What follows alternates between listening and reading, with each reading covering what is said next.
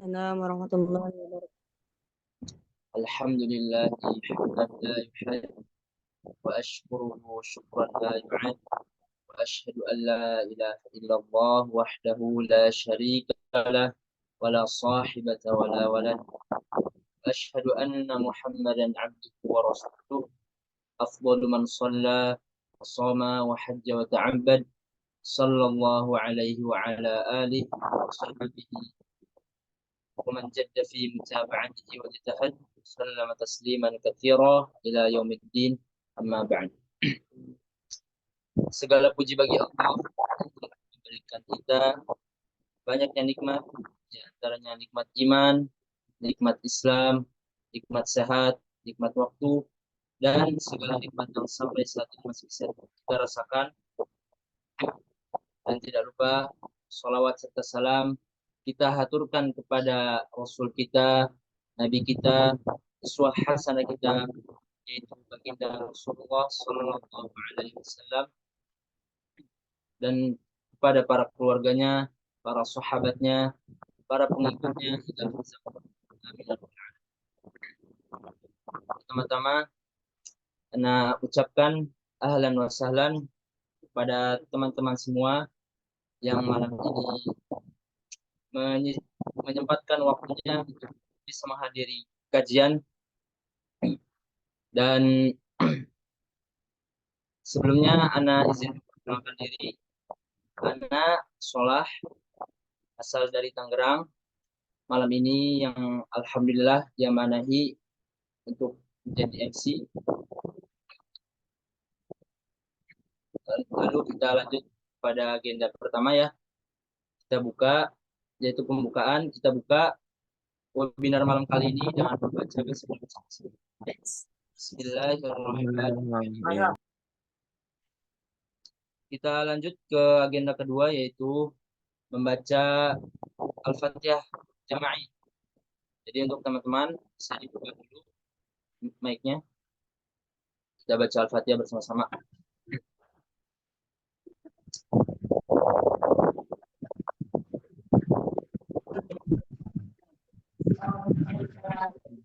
Kita mulai ya. 1, 2, 3.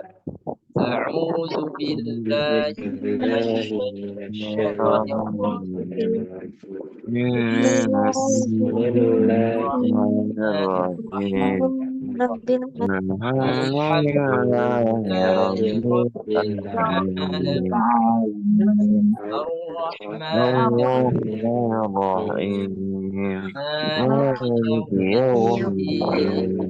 إياك نعبد وإياك نستعين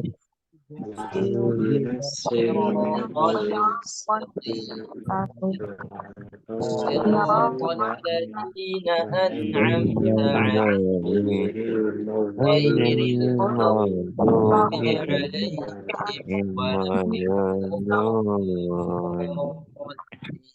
آمين. Allahumma rahmatullah. Alhamdulillah, kita telah membaca Al-Fatihah bersama-sama. Semoga dengan bacaan tersebut Allah mudahkan kita untuk bisa memahami dan mengamalkan apa yang nanti akan disampaikan oleh Ustaz. Sebelumnya, karena sepertinya Ustaznya belum hadir ya, Anda mau tahu dong, teman-teman semua ini dari mana aja nih? Bisa ditulis di kolom komentar ya. Coba namanya, asalnya, absen dulu dong. Sambil menunggu Ustadznya hadir ya.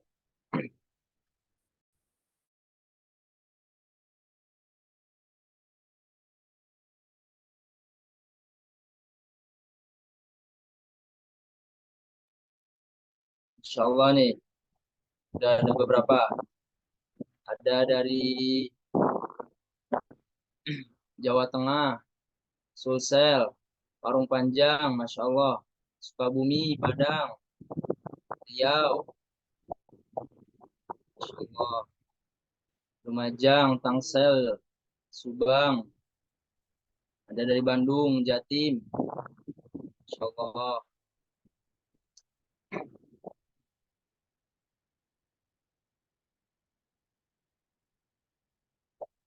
Oh ya, untuk nanti di saat Ustadz menyampaikan materi ya, mohon untuk teman-teman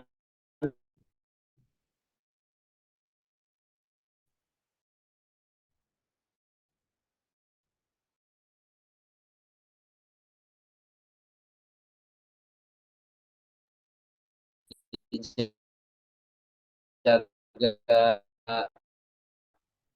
mic-nya agar ditutup dulu ya.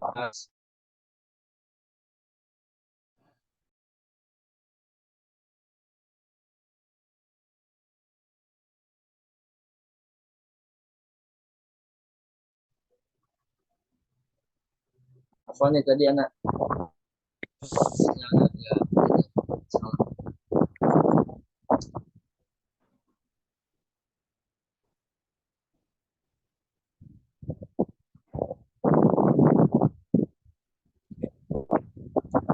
Juga di ini ya dipersiapkan buat catatannya untuk nanti mencatat apa yang bakal disampaikan oleh Ustadz.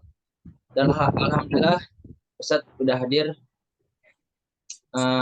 Kita lanjut ke agenda inti ya. Kepada Ustadz, layar dan waktu dipersilakan. Ya, syukran. Jazakumullah khairan. Barakallahu fiik. Bismillah. Assalamualaikum warahmatullahi wabarakatuh.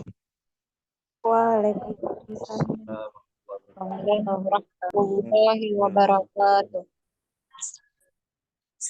Alhamdulillah. Alhamdulillahilladzi hadana li hadza wa ma kunna linahtadiya laula an hadana Allah. Asyhadu an la ilaha illallah wahdahu la syarika lah wa asyhadu anna Muhammadan abduhu wa rasuluh la nabiyya wa la rasula ba'dah.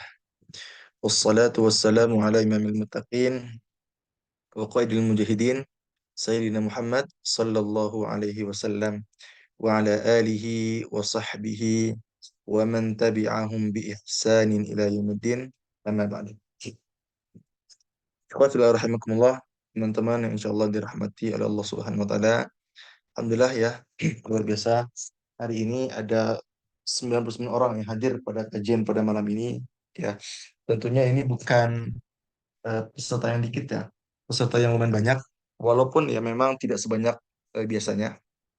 Karena mungkin ya, karena mungkin tema hari ini kita nggak bahas tentang Quran, tapi membahas tentang 10 sifat seorang Muslim. Karena kalau sebelum-sebelumnya ini selalu membahas seputar menghafal tentang murojaah dan juga sebagainya. Untuk hari ini, ya ini juga pengen membahas yang lain lah. Karena pengen belajar juga menyampaikan materi yang insya Allah nggak kalah pentingnya. Ya, karena kita sebagai penghafal Quran kadang lupa nih tentang 10 sifat ini. Ya, kita fokus menghafal, fokus murojaah, fokus melancarkan hafalan, tapi sayangnya suka lupa 10 sifat ini. Makanya selain Anda menyampaikan seputar penghafal Quran, ya, maka Anda pun merasa punya kewajiban ya untuk menyampaikan 10 sifat ini. Insya Allah kalau kita bisa memahaminya, ya kita bisa mengamalkannya, insya Allah kita bisa menjadi muslim sejati. Ya, jadi ini tuh materi yang perdana, yang pertama kali sampaikan kepada jamaah Khadimul Quran. Ya, kalau di sebelum-sebelumnya ini pernah juga menyampaikan hal ini di tempat lainnya ya. Tapi untuk di Khadimul Quran, ya, ini baru pertama kali. Ya, harapannya semoga kajian pada malam ini bisa bermanfaat buat teman-teman insya Allah. Teman-teman semua, sebelumnya ya, kenalkan nama saya Muhammad Asadullah, biasa dipanggil Asad. Tempat tanggal lahir, Anda lahir di Sukabumi, tanggal 13 Desember 2001. Jadi insya Allah akhir tahun ini umur saya 23 tahun. Ya, mohon doa teman semua, semoga Allah berikan kenikmatan umurnya panjang untuk bisa senantiasa beribadah dan juga berdakwah insya Allah. Untuk pendidikan Anda sendiri, anak TK di TK Hazara Sukabumi, SD di SD Medini Bogor, SMP di SMP TSK Sukabumi, dan SMA di Pondok Pesantren Terpadu Darul Qur'an Mulia di Bogor. Kan kesibukannya saya kuliah, saya pun mengajar sekaligus ya membersamailah para asatidz ya di Khadimul Quran. Jadi ini lembaga yang alhamdulillah kami dirikan sudah berjalan hampir 3 tahun. Jadi di tahun 2021 akhir kami mendirikan lembaga bernama Khadimul Quran. Yang alhamdulillah sampai hari ini, sampai detik ini ribuan santri yang pernah belajar bersama kami dan detik ini sampai hari ini sampai malam ini ada sekitar 150 lebih santri yang aktif belajar di Khadimul Quran dan ada 20 pengajar. Ya Masya Allah. Jadi nanti pun di akhir yang insya Allah nanti Anda akan menjelaskan juga ya akan mempromosikan juga lembaga kami ya. Tapi untuk hari ini untuk di awal ini insya Allah kami akan fokus dulu membahas materi, nanti di akhir baru kami jelaskan tentang Khadimul Quran. Saya menjadi pengajar di Khadimul Quran online ya, online. Saya pun menjadi konten kreator dakwah di Instagram ya, namanya @sadidullah. Mungkin juga antum beberapa orang sudah tahu ya. Kalau yang belum tahu, silahkan di-follow dulu ya di Instagram, namanya @sadidullah, membahas seputar Al-Quran, seputar menghafal. Dan Anda pun punya kesibukan menulis ya, menulis buku. Alhamdulillah sudah ada 5 buku yang sudah terbitkan. Yang buku terbaru nih, Alhamdulillah ini buku judulnya eh Hafizul Quran Kok Pacaran ini yang baru terbit. Alhamdulillah juga nih baru hari ini sampai ke Turki. Dan Ana just tip ke teman Ana yang baru berangkat ke Turki. Alhamdulillah nih bukunya sudah sampai ya. Insyaallah nanti mungkin di grup lah untuk info-info detailnya insyaallah. Jadi ini ya sedikit perkenalan dari Ana. Semoga harapannya ya semoga kita semua nanti dikumpulkan kembali di surganya Allah kelak. Ya, semoga dengan adanya majelis ini ya kita diberikan keistiqomahan, kita diberikan ilmu baru yang bisa kita amalkan sehingga nanti insya Allah di akhirat kelak kita dikumpulkan kembali di surganya Allah kelak. Amin, amin ya Rabbal alamin. Dan ini peserta 111 orang tuh termasuk yang sangat banyak ya, luar biasa. Walaupun kita secara online ya cuman via Zoom aja tapi luar biasa antusias antum ya. Semoga antum diberikan keistiqomahan insya Allah. Taib. Sebelum kita membahas seputar apa namanya 10 sifat seorang muslim ya, izinkan saya untuk menjelaskan dulu ya tentang apa sih tujuan kita diciptakan. Ada yang tahu? Coba bagi teman-teman semua yang tahu nih, yang punya ilmu gitu kan, saya akan share di komen ya. Apa sih tujuan kita diciptakan oleh Allah? Apa? Apakah untuk mengejar dunia ya? Apakah untuk mengejar akhirat? Itu untuk apa? Silakan teman-teman semua yang bisa bantu jawab. Silakan ditulis di kolom komentar ya. Apa sih tujuan kita diciptakan? Masya Allah. Luar biasa ya, ini pemahaman Atul sudah luar biasa semua. Oke. Betul teman-teman semua. Yang pertama adalah untuk beribadah. Jadi tujuan pertama kali diciptakan kita sebagai manusia untuk apa? Untuk beribadah kepada Allah Subhanahu wa taala. Ya. Jadi kalau kita diciptakan, kita diberikan kesempatan untuk hidup ya, tapi kita nggak memaksimalkan kita untuk beribadah gitu kan, maka ini sungguh aneh gitu kan. Padahal ya, kita ini diciptakan oleh Allah untuk apa? Untuk beribadah. Apa kata Allah? Wa ma khalaqatul jinna wal insa illa liya'budun. Aku tidaklah menciptakan jin dan juga manusia melainkan untuk beribadah kepadaku. Ya, jadi fungsi atau alasan pertama kenapa kita diciptakan, kenapa? Karena untuk beribadah kepada Allah Subhanahu wa taala itu yang pertama. Lalu yang kedua, kita ini bukan hanya sekedar untuk ibadah, ya. Tugas kita bukan hanya sekedar memperbaiki diri, tapi ada yang lebih penting daripada itu, apa? Berdakwah, mengajak dalam kebaikan. Jadi Allah itu nggak bilang kita fokus ibadah aja. Allah nggak bilang kita fokus untuk taat aja, enggak. Tapi Allah pun memerintahkan kita untuk apa? Berdakwah, mengajak kepada kebaikan. Apa kata Allah?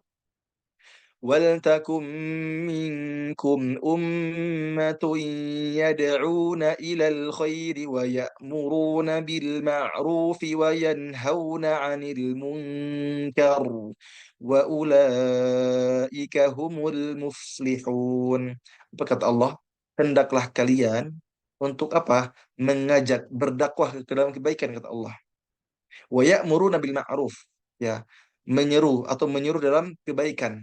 Wa yanhauna 'anil munkar, dan juga mencegah perbuatan mungkar, perbuatan buruk. Wa ulaika humul muflihun, dan mereka itulah orang-orang berdakwah itu, mereka akan beruntung. Jadi kalau kita ingin mendapatkan keberuntungan, kalau kita ingin mendapatkan kesuksesan, maka pastikan kita berdakwah. Jadi bukan kita fokus ibadah, kita fokus ngaji, fokus menghafal, enggak gitu doang. Tapi ada yang lebih penting daripada itu. Apa? Kita berdakwah. Kita mengajak dalam kebaikan. Misalnya, ada teman kita yang misalnya afwan, misalnya pacaran misalnya. Kita sampaikan. Atau misalnya ada teman kita yang sering berkata kasar, kita sampaikan. Pokoknya kita sampaikan ilmu-ilmu itu ya. Jangan sampai kita ini menjadi sholat sendirian. tapi ajak-ajak teman kita ya, dakwahkan dengan hikmah. Karena Allah pun menyampaikan, ud'u ila sabili rabbika bil hikmah wal mau'izatil hasanah wajadilhum billati hiya ahsan. Apa kata Allah? Ajaklah ya, berdakwahlah dengan apa? Berdakwahlah ke jalan Allah dengan hikmah atau apa? Wal mau'izatil hasanah. Ya, mau'izah hasanah dengan pelajaran yang baik, dengan nasihat-nasihat yang baik. Wajadilhum billati hiya ahsan atau ya dengan berdebat, tapi berdebat pun yang dengan baik, dengan kalimat-kalimat yang baik.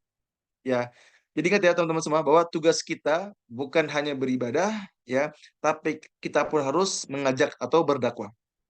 Dan yang ketiga, kita pun harus menjadi pemimpin. Yang pertama tentu menjadi pemimpin di diri kita sendiri, jelas ya. Terus menjadi pemimpin di keluarga, ya. Lalu juga pemimpin di masyarakat. Jadi kita sebagai muslim itu harus bisa menjadi pemimpin. Jadi kalau kita lihat para pemimpin sekarang itu kan, masih banyak yang mungkin afwan ya, mereka nggak ngaji, mereka nggak sholat, ya, mereka nggak bisa baca Quran.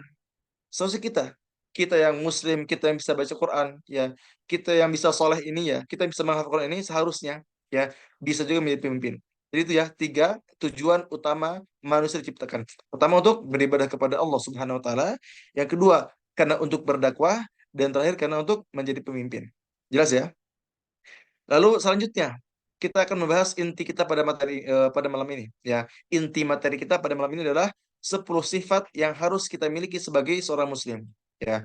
Jadi kalau kita mengaku sebagai orang muslim ya, maka pastikan diri kita memiliki sifat ini, 10 sifat ini. Jelas ya? 10 sifat yang harus kita miliki sebagai seorang muslim. Oke, yang pertama. Sifat yang pertama adalah salimul aqidah. Akidah yang benar, akidah yang lurus, akidah yang bersih. Ya, jadi bersihkanlah hati kita, akidah kita dari hal-hal menyimpang, dari hal-hal yang syirik. Misalnya, auzubillahi min dzalik, misalnya kita menyembah kepada selain Allah, atau kita meminta kepada misalnya afwan, meminta selain kepada Allah, kepada patung, kepada kuburan, kepada orang meninggal dan sebagainya. Itu yang nggak boleh. Itu syirik ya. Jadi kita harus benar-benar membersihkan hati kita ya, memastikan akidah kita benar. Simpelnya ya, akidah itu ya kita ya tidak syirik ya, dan tentunya mengamalkan ya, memahami dan mengamalkan apa? Rukun Islam dan juga rukun iman. Ya, jadi ingat ya, tinggalkan hal-hal yang syirik ya. Tadi seperti yang Anda bilang, misalnya meminta kepada selain Allah, bersandar atau bergantung kepada selain Allah, atau juga meminta kepada kuburan yang mungkin sering kita lihat gitu kan. Kenapa? Kenapa sih kita nggak boleh syirik ya? Karena Allah yang melarang. Allah menyampaikan, Inna Allah la yaghfiru an yushraka bihi wa yaghfiru ma duna dhalika liman yasha wa man yushrik billahi faqad iftara ithman azima. Apa kata Allah? Sesungguhnya Allah tidak akan mengampuni dosa syirik, dan Dia mengampuni dosa yang selain syirik itu bagi siapa yang Dia kehendaki. Ya, jadi kalau afwan ya, kalau kita meninggal dalam keadaan syirik, ya, maka mustahil kita diampuni oleh Allah Subhanahu Wa Taala. Karena Allah menyampaikan. Tapi ya, kalau misalnya, naudzubillah misalnya kita pernah berbuat syirik misalnya, naudzubillah. Tapi kita alhamdulillah bisa bertaubat, kita bisa taubat nasuha, kita meninggal dalam keadaan muslim yang tidak syirik, insya Allah Allah ampuni. Tapi kalau kita meninggal dalam keadaan syirik ini ya, Allah tidak akan ampuni. Ya, dan sayangnya pada zaman modern ini ya, pada zaman yang sudah berkembang sosial media ini ya, ada satu hal yang seringkali dianggap biasa, bahkan dianggap harus kita pahami, padahal itu syirik. Apa contohnya? Yaitu mempercayai zodiak. Sepakat ya, banyak di antara kita anak-anak muda ya, mungkin remaja di usia SMP, ya usia misalnya SMA atau kuliah dan sebagainya, mereka itu banyak yang mempercayai zodiak, mempercayai apa? Ramalan bintang. Misalnya, nih antum Gemini, Gemini nih, ntar orang kayak gini, antum Sagittarius gini gini gini. Dulu jujur aneh ketika SD ini pernah belajar, pernah tahu gitu kan, pernah pernah apa ya, pernah percaya karena SD. Bahkan bayangkan itu anak SD loh, tahun 2000-an ya. 2000 berapa ya? Kurang lebih 2000, mungkin 2011 2012 lah mungkin ya. Bayangkan ya. Sekecil anak itu sudah paham tentang zodiak, sudah tahu tentang zodiak. Bayangkan zaman sekarang yang HP sudah makin meluas ya. Anak-anak kecil sudah main HP ya. Dulu nggak main HP tapi tahu zodiak. Karena dari apa? Dari teman-teman anak dan sebagainya. Tapi setelah Ani tahu pas SMA, ya SMP, Ani pun tahu ilmunya, ternyata zodiak ini nggak boleh. Tapi sayangnya masih kita temukan di zaman sekarang ya, para anak-anak kecil, anak remaja, yang mereka ini mempercayai ramalan bintang. Ya, dan apa sih hukumnya?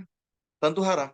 Ya, seorang ulama bernama Syekh Salih Ali Syekh Hafizullah Taala mengatakan, jika seseorang membaca halaman suatu koran yang berisi zodiak yang sesuai dengan tanggal kelahirannya atau zodiak yang ia cocoki, maka ini layaknya seperti mendatangi dukun. Jadi kita beliau kalau kita membaca zodiak itu dan kita mencocoki tanggalnya, misalnya tanggal ini nih. Kalau kalau misalnya tanggal 3 Agustus misalnya. Ini kita gini-gini nih, kita gini-gini gitu kan. Nah, itu sama halnya kayak kita apa? Mendatangi dukun, kata beliau. Akibatnya apa? Akibatnya bukan sekedar membaca, akibatnya apa? Tidak diterima sholatnya 40 hari. Bayangkan, tidak diterima sholatnya 40 hari. Sedangkan apabila seseorang sempat sampai membenarkan, ya, jadi dia mempercayai, membenarkan ramalan itu, maka ia telah kufur terhadap Al-Quran yang telah diturunkan kepada Nabi Muhammad SAW. Bayangkan, ya, kalau kita membacanya saja ya, dan kita nggak mempercayainya, itu 40 hari kita tertolak sholatnya. Kalau kita hanya mencocoki saja. Tapi kalau kita sampai membenarkan, maka itu telah kufur. Ya, kenapa beliau mengatakan seperti ini? Ya, karena ada hadisnya. Ya, apa kata Rasul? Rasulullah SAW menyampaikan, "Man ata arrafan fasa'alahu an syai' lam tuqbal lahu salatun arba'ina lailah." Apa kata Rasul? Barang siapa yang mendatangi tukang ramal, yaitu dukun, maka salatnya selama 40 hari tidak diterima. Ya, dan memang tidak diterima, tapi kita masih ada kewajiban untuk sholat. Ya, kalau kita sengaja meninggalkannya, ya kita makin dosa, ya makin makin berdosa. Ya, tapi sayang gitu, kalau kita misalnya afwan ya, sengaja ya, kita baca zodiak, kita mendatangi peramal dan sebagainya, maka ya resiko terbesarnya apa? Tidak diterima sholat kita 40 hari. Dan kalau kita sampai mempercayainya, ya, mempercayai ramalan bintang, ya, berarti apa kata Rasul? Man ata kahinan aw arrafan fasaddaqahu bima yaqul faqad kafar bima unzila ala Muhammad. Barang siapa yang mendatangi dukun atau tukang ramal, lalu ia membenarkannya, maka ia berarti telah kufur, telah kafir pada Al-Quran yang telah diturunkan kepada Nabi Muhammad Sallallahu Alaihi Wasallam. Ya, dan ini sayangnya masih sering kita temukan di anak-anak muda zaman sekarang. Kalau untuk para orang tua lah, insya Allah udah paham lah, insya Allah. Tapi sayangnya, ya, anak-anak muda zaman sekarang ya masih memahami atau mempercayai hal-hal seperti ini, ya. Dan ini termasuk syirik, ya. Nauzubillah min dzalik. Ya, maka silakan berikhtiarlah ya, membersihkan hati kita, membersihkan akidah kita, ya. Kita benar-benar harus mengamalkan, ya, mempraktekkan rukun iman, rukun Islam. Saya sudah yakin ya, saya yakin, insya Allah antum semua sudah paham, sudah bisa mengamalkan rukun iman dan juga rukun Islam. Ya. Oke, selain itu ya, selain ada syirik besar tadi ya, ada juga syirik kecil. Ya, sebelumnya Afan ya, ini teman-teman semua yang coret-coret Afan ya, Afan ya, Afan ya, boleh dibantu admin. Oke, barakallahu fiik. Oke, selain kita harus hati-hati dengan syirik yang besar, ya, kita pun harus hati-hati dengan syirik kecil. Apa syirik kecil? Itu ria. Ketika kita, maaf ya, beribadah, misal kita ngaji, kita sholat, kita tahajud misalnya, kita apapun itu, tapi tujuan untuk apa? Untuk dilihat, untuk dipuji, untuk disanjung. Ya, ini bahaya. Ya, karena Rasul pernah menyampaikan, Inna akhwafa ma akhafu alaikum syirkul asghar. Qalu wa ma syirkul asghar? Qala riya. Ya, jadi kata Rasul, sesungguhnya sesuatu yang paling aku takutkan atas kalian adalah syirik kecil. Mereka para sahabat bertanya, apa syirik kecil itu ya Rasulullah? Beliau menjawab, yaitu ria. Ketika ia sholat, ya dia misalnya baca Quran dan sebagainya, tapi yang niatnya itu tujuan utamanya untuk apa? Untuk dilihat, ya. Dan orang-orang yang hafan, yang hatinya seperti ini, yang niatnya seperti ini, maka risiko terbesarnya ya tidak diterima amalnya. Ingat ya, resiko terbesar kalau hati kita nggak ikhlas, ya, hati kita misalnya mengharapkan halal duniawi, ingin dipuji, ingin disanjung. Itu misalnya ada orang yang menghafal Quran, tapi niatnya untuk dipanggil ustadz. Ada orang yang menghafal Quran misalnya, dia untuk mendapatkan beasiswa. Dia menjadikan dunia itu sebagai tujuan utama. Ini yang nggak boleh. Ya, Allah pun menyampaikan, "Man kana yuridul hayatad dunya wa zinataha nuwaffi ilaihim a'malahum fiha wa hum fiha la yubkhasun." Apa kata Allah? Barang siapa yang tujuan utamanya hanya mengejar dunia, maka kata Allah, memang kami akan berikan itu semua. Jadi orang-orang yang mengejar dunia, kata Allah, kami akan berikan itu semua. Nuwaffi ilaihim a'malahum fiha. Kami akan berikan itu kepada mereka semua. Wahum fiha la yubkhasun. Bahkan mereka di dunia tidak akan dirugikan. Ya, tidak akan dirugikan. Jadi orang-orang misalnya, Afan, dia baca Quran, dia membagus-bagusan bacaannya. Misalnya gitu kan. Dia menghafal Quran dengan niatnya untuk dipuji, untuk mendapatkan dunia misalnya. Memang kata Allah, mereka akan mendapatkan itu semua. Tapi apa lanjutan ayatnya? Ulaika alladzina laisa lahum fil akhirati illan nar wa habita ma sana'u fiha wa batilum ma kanu ya'malun. Apa kata Allah? Mereka yang niatnya nggak ikhlas itu laisa lahum fil akhirah. Mereka di akhirat itu tidak akan mendapatkan apa-apa illan nar, kecuali neraka. Wa habita ma sana'u fiha, dan sia-sialah apa yang telah mereka usahakan. Wa batilum ma kanu ya'malun, dan terhapuslah apa yang telah mereka kerjakan. Jadi bayangkan teman-teman semua, karena hati kita yang afwan, gak ikhlas, ya inginnya mendapatkan pujian, kita riak, kita sum'ah dan sebagainya, maka ini bisa menjadi penyebab kenapa amal kita tidak diterima. Na'udzubillah tsumma na'udzubillah. Jadi itu ya, itu poin pertama, yaitu kita harus memiliki salimul akidah, sifat salimul akidah, memiliki sifat yang akidah yang lurus. Oke, yang kedua, sifat yang kedua harus kita miliki adalah sahihul ibadah. Ya, jadi setelah yang pertama adalah apa tadi? Salimul akidah, akidah yang lurus. Maka di poin kedua ini adalah kita harus memiliki sifat apa? Sahihul ibadah, ibadah yang benar, ibadah yang sahih. Ya, dan apa sih indikator diterima ibadah kita? Ada yang tahu? Ada yang bisa jawab? Apa sih indikator atau ciri-ciri, ya? Ciri-ciri amal kita diterima. Apa ada yang tahu? Ya, silakan kalau yang tahu komen ya. Ya, betul. Kamaulia rahmah, Masya Allah. Ikhlas dan juga ittiba. Ya. Ikhlas dan juga ittiba. Ikhlas karena Allah Subhanahu wa taala, ittiba atau mengikuti tuntunan Rasulullah SAW. Ingat ya, dua indikator diterima ibadah kita adalah dua, ikhlas dan juga ittiba. Yang pertama, kita harus mengikhlaskan hati kita ketika beribadah. Ya, karena Allah menyampaikan wada'uhu mukhlishina lahuddin, dan sembahlah Allah dengan mengikhlaskan ibadah semata-mata karena kepadanya. Ya, Allah pun menyampaikan fa'budillaha mukhlishan lahuddin. Apa kata Allah? Maka sembahlah Allah dengan tulus, dengan ikhlas, beragama hanya kepadanya. Itu kata Allah. Lalu yang kedua, kita pun beribadah ya harus sesuai dengan tuntunan Rasulullah SAW. Kita nggak boleh menambah-nambahkan, nggak boleh mengurangi gitu ya. Kenapa? Ya, karena Rasul pun menyampaikan ketika kita misalnya pengen sholat, apa yang Rasul sampaikan, sallu kama ra'aitumuni usalli. Apa kata Rasul? Salatlah kalian sebagaimana kalian melihat aku sholat. Ya, jadi Rasul nggak bilang udah sholat terserah kalian, nggak gitu. Tapi kata Rasul apa? Sallu, sholatlah kalian kama ra'aitumuni usolli, sebagaimana kalian melihat aku sholat. Jadi aku sholat kayak gini udah, jangan ditambah-tambahkan, jangan dikurang-kurangin. Ya. Jadi ya ingat ya, kita harus mengikuti tuntunan Rasulullah SAW. Karena Rasul pun menyampaikan, barang siapa yang membuat suatu perkara baru dalam agama kami yang tidak ada asalnya, maka perkara tersebut adalah tertolak. Ya, jelas ya, tertolak. Lalu yang kedua, barang siapa melakukan suatu amalan yang bukan ajaran kami, maka amalan tersebut tertolak. Ya, jadi pastikan kita ibadah ya, maka harus ada apa? Tuntunan dari Rasulullah Sallallahu Alaihi Wasallam. Jangan mengada-ngada. Jelas ya? Itu poin kedua. Lanjut, poin yang ketiga, matinul khuluq. Ya, teguh akhlaknya atau akhlak yang baik. Ya.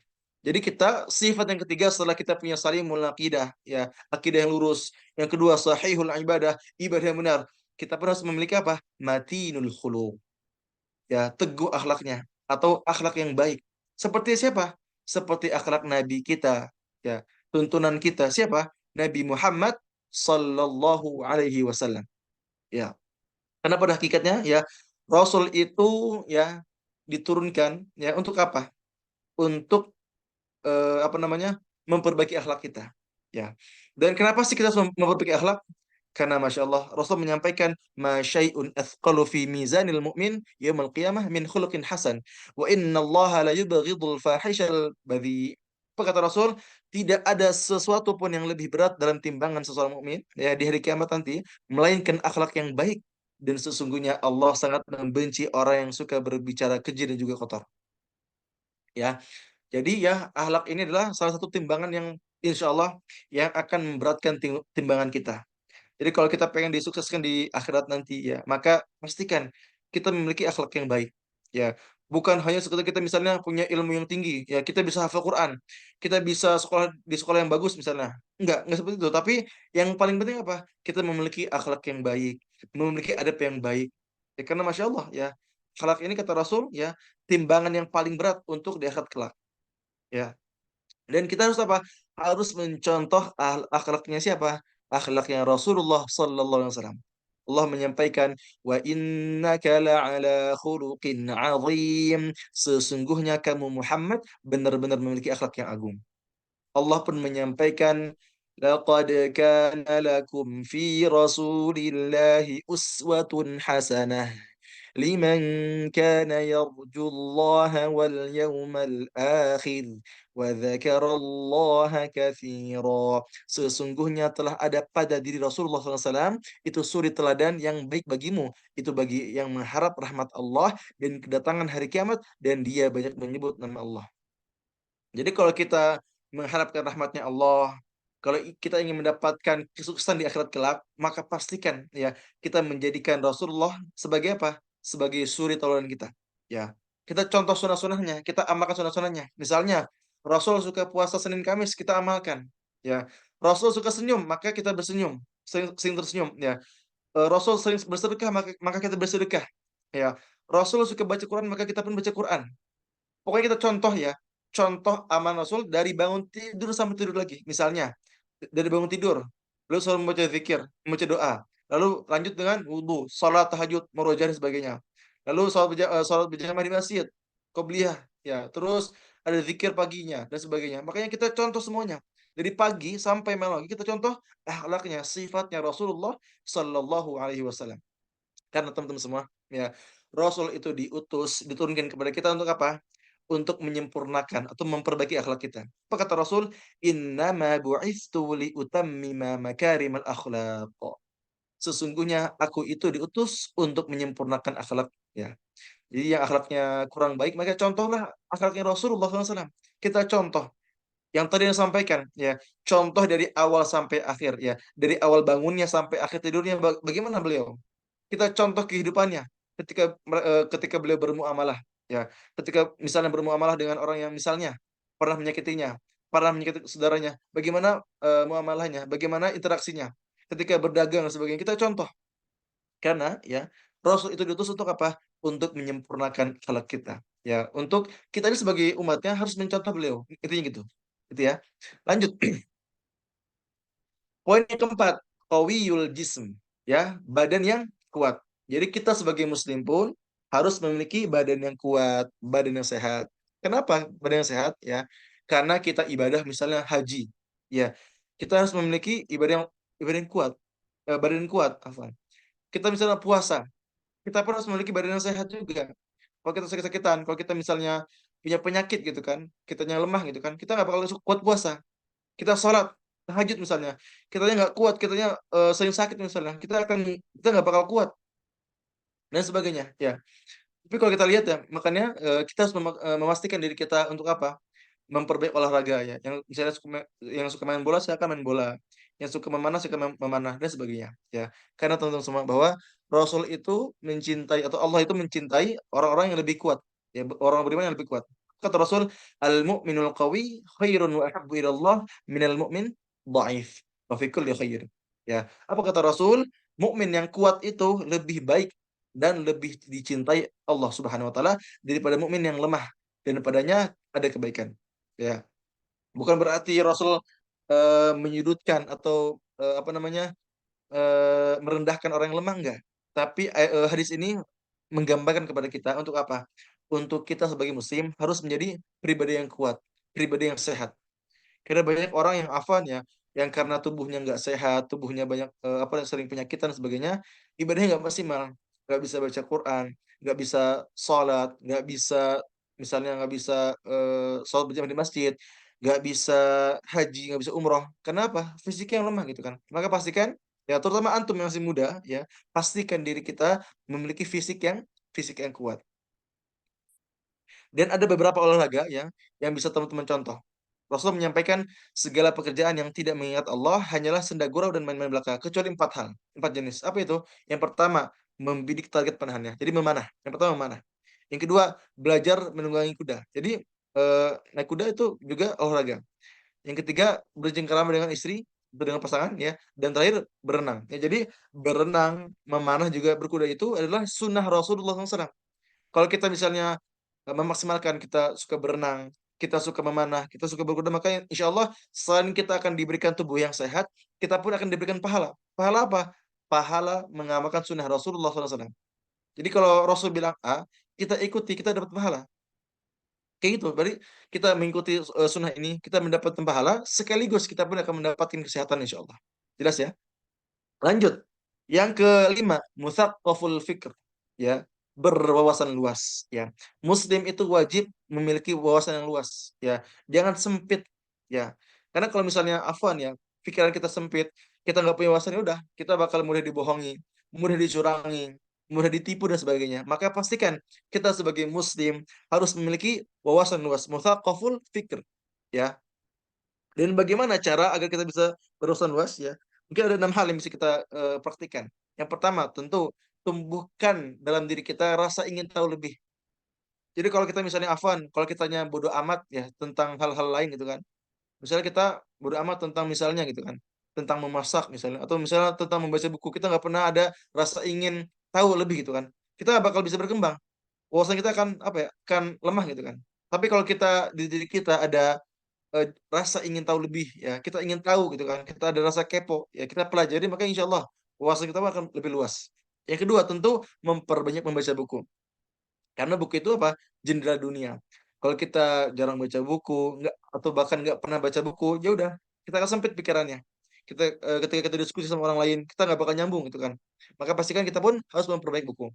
Yang ketiga, tentu memperbanyak bergaul dengan orang berilmu, soleh dan juga hebat. Ya, maka penting bagi kita mencari teman-teman yang soleh, teman-teman yang baik, teman-teman berurusan luas. Karena Rasul menyampaikan, almaru ala dini khalilih. Ya, jadi orang itu tergantung pada teman dekatnya. Jadi kalau misalnya teman dekatnya misalnya yang wawasannya cetek ya bahkan dia sering bermaksiat, maka justru kita pun akan mendapatkan hal itu. Tapi kalau kita misalnya berteman dengan teman-teman yang soleh, berwawasan luas, berilmu, maka insya Allah kita pun akan kecipratan, kan dapat ilmunya, dapat solehnya, dapat wawasannya. Maka Rasul menyampaikan, melanjutkan, fal yanzur ahadukum man yukhalil. Apa kata Rasul? Maka perhatikanlah dengan siapa kalian berteman. Itu kata Rasul. Allah pun menyampaikan, Ya ayyuhalladzina amanu taqullaha wa kunu ma'as sadiqin. Wahai orang beriman, bertakwalah kepada Allah, wa kunu ma'as sadiqin. Dan bersamilah orang-orang yang benar, orang-orang yang jujur. Dalam artian, cari orang yang soleh, ya, yang berwawasan luas, yang hebat. Kenapa? Dengan kita berteman dengan mereka, insya Allah, wawasan kita pun akan bertambah. Yang keempat, tentu memanfaatkan teknologi dengan apa? Misalnya, nonton-nonton video yang bermanfaat misalnya di Instagram, di YouTube, di TikTok, apapun itu. Kita manfaatkan. Ya, ditambah ya, alhamdulillah hari ini antum ya, yang hadir pada malam ini, antum berkajian ya. Ini pun salah satu langkah kita memanfaatkan teknologi. Kita ada teknologi Zoom ya, Masya Allah. Anda di Turki, antum di Indonesia. Ya, sekarang mungkin ada beberapa dari Malaysia juga ya, Masya Allah. Kita walaupun beda jarak, beda waktu. Di sini Anda baru jam berapa? Anda sini baru jam 4 lewat 44. Di sana jam berapa? Jam 8.44 ya. Itu beda 4 jam. Beda waktu, beda tempat. Tapi Masya Allah, dengan kita memanfaatkan teknologi ini, ya, kita bisa kok manfaatkan ini dengan apa? Dengan mencari ilmu. Sehingga kita mendapatkan wawasan yang baru. Ya, dapat ilmu yang baru. Lalu yang kelima, tentu bisa juga dengan menggunakan apa? Perbanyak pengalaman. Bisa dengan apa? Dengan mengikuti organisasi. Dan terakhir, perbanyak meminta nasihat ke guru kita, ke orang tua kita, dan tentunya mereka semua yang berpengalaman. Karena ketika kita meminta nasihat, minta arahan, insya Allah wawasan kita pun akan menambah, bertambah gitu ya. Lanjut, sifat yang ke berikutnya adalah qadirun alal kasb ya. Qadirun alal kasb. Apa artinya ya? Mandiri terkhusus masalah ekonomi ya. Jadi kita pun sebagai muslim ya, kita pun dituntut atau diarahkan oleh Rasul, oleh Allah untuk tidak misalnya afwan ya, sering meminta-minta gitu kan. Nah, kita nggak mandiri gitu kan. Soalnya kalau kita punya waktu, punya ilmu, punya tenaga, maksimalkan diri kita ya. Jangan sampai kita menjadi orang-orang yang afwan ya, suka mengemis ya, meminta-minta dan sebagainya ya. Jadi poin keenam adalah qadirun al kas, mandiri terkhusus masalah ekonomi. Ya. Rasulullah SAW menyampaikan لأن يحتطب أحدكم حزمة على ظهره خير له من أن يسأل أحدا فيعطيه أو يمنعه. Apa kata Rasul? Sungguh pikulan seikat kayu bakar di atas punggung kalian, ya, lalu dijual lebih baik, ya, lebih bagus daripada ia meminta-minta kepada orang lain, baik itu diberi ataupun tidak. Ya, jadi kita misalnya cari kayu bakar, ya, kita jual, ya, itu memang mungkin dari uangnya nggak banyak banget gitu kan, mungkin nggak sebanyak yang minta-minta.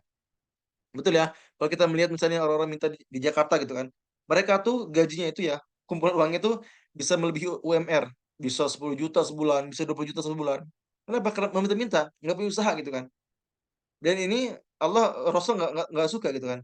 Rasul lebih suka mereka yang berikhtiar. Ya walaupun misalnya cuman jualan, misalnya jualan kayu bakar ya dan sebagainya, itu pun walaupun kecil untungnya ya, uang kecil, tapi insya Allah itu lebih dicintai oleh Allah Subhanahu Wa Taala ya.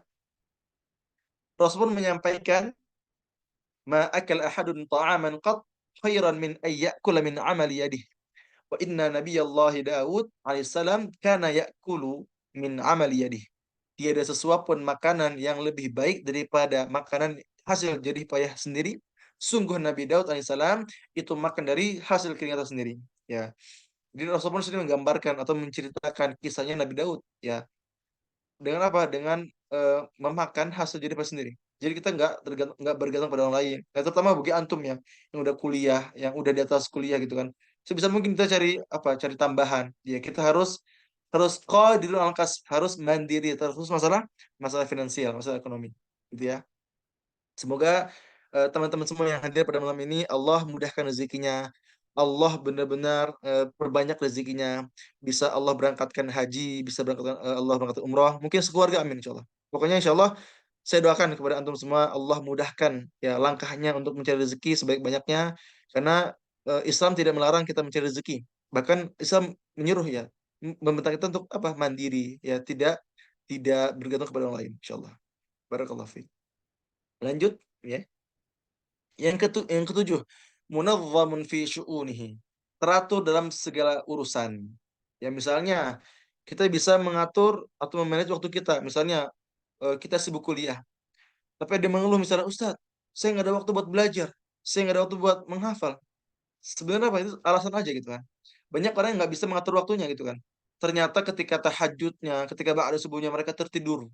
Ya, mereka misalnya kalaupun bangun apa scroll HP dan sebagainya.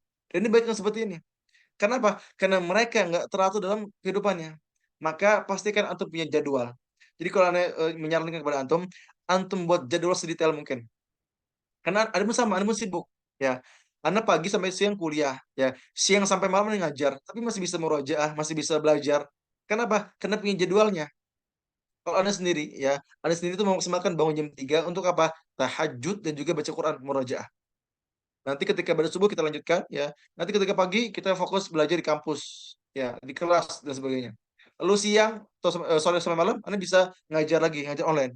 Sekarang aja nih Anda megang sekitar ada yang private ada 8 orang private dan ada tahsin ada sekitar 15 totalnya. Jadi total Anda ngajar sampai mungkin sekitar 20 lebih gitu kan. Tapi Masya Allah, Alhamdulillah dengan izin Allah, Allah mudahkan ya. Masih bisa mengatur waktunya. Kenapa? Karena punya jadwal yang jelas. Jadi kalau misalnya antum afwan ya, antum nggak punya jadwal. Misalnya gini, ada orang yang pengen baca Quran tapi bilang nanti aja deh kalau ada waktu kosong. Ya ini nggak jelas orangnya nih. Misalnya nanti aja belajarnya kalau ada waktu kosong. Itu salah. Seharusnya apa? Kita buat jadwalnya, kita buat waktunya. Bukan cari tapi buat waktunya. Ya. Jadi kita buat misalnya hari Senin kita apa kesibukannya kita buat, Selasa apa kesibukannya kita buat. Pokoknya buat sedetail mungkin. Inilah Islam. Ya, teratur dalam segala urusannya. Jelas ya? Nah, di sini ya, Anda pun akan menjelaskan tentang apa? Kita tuh harus bisa menentukan skala prioritas. Ya, bagaimana saya menentukannya? Ada tiga poin. Sebenarnya ada banyak ya, ada sekitar 7 atau 8. Tapi Anda mengutip tiga aja yang paling penting.